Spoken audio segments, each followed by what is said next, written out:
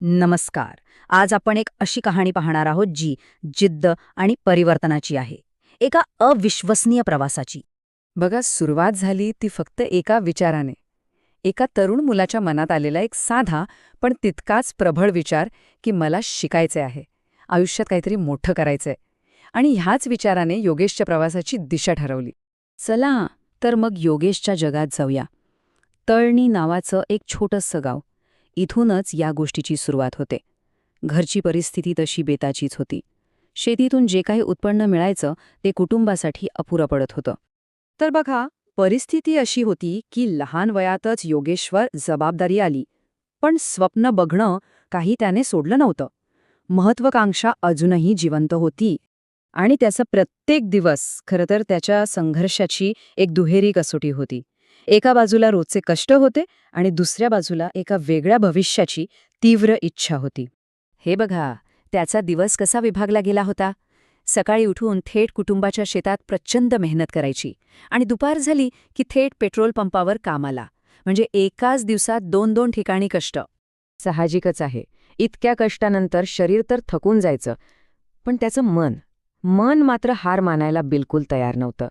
कारण आत कुठेतरी एक विश्वास होता की हे सगळं एक दिवस नक्की बदलणार आहे. आणि मग त्याच्या आयुष्यात एक आशेचा किरण आला. एक अशी संधी जी सगळं काही बदलून टाकणार होती. आणि ती संधी होती शिक्षणाची.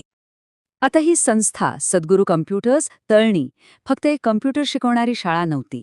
नाही, खरं तर इथे त्याला फक्त तांत्रिक कौशल्य नाही मिळाले, तर आत्मविश्वास मिळाला, एक प्रकारची शिस्त लागली आणि पुढे काय करायचं याची एक स्पष्ट दिशा मिळाली. आणि यानंतर सुरू झाला खरा प्रवास, कठोर परिश्रम आणि शिक्षणाचा. एक अशी दिनचर्या ज्याने त्याच्यासाठी एक नवा मार्ग तयार केला. त्याचा दिवस कसा होता बघा. सकाळी शेतात कष्ट, दुपारी पेट्रोल पंपावरची ड्युटी आणि रात्र झाली की सद्गुरू कम्प्युटर्समध्ये डिप्लोमाचं ट्रेनिंग. विचार करा, किती प्रचंड मेहनत असेल ही. पण शिक्षणासाठी तो हा सगळा थकवा विसरून जायचा. अशा वेळी सगळ्यात जास्त गरज असते ती आधाराची. आणि त्याला तो आधार मिळाला त्याच्या गुरूंकडून. त्यांचं "तू नक्की यशस्वी होशील" हे एक वाक्यच त्याला प्रचंड बळ देऊन गेलं. हीच त्याची खरी ताकद ठरली.